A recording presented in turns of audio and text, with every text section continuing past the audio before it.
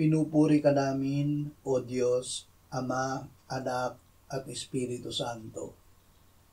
Salamat, Ama, na ibinigay mo sa amin si Jesus na iyong anak, na namatay para sa aming kasalanan, iyong muling binuhay, iniakyat at iniluklok sa iyong kanan sa langit.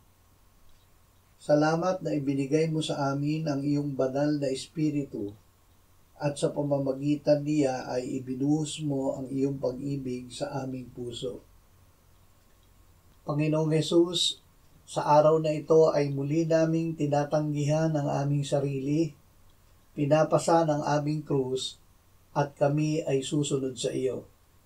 Salamat na dahil ikaw ang ilaw ng sanlibutan, hindi kami lalakad sa kadiliman, kundi magkakaroon ng ilaw ng buhay sa araw na ito.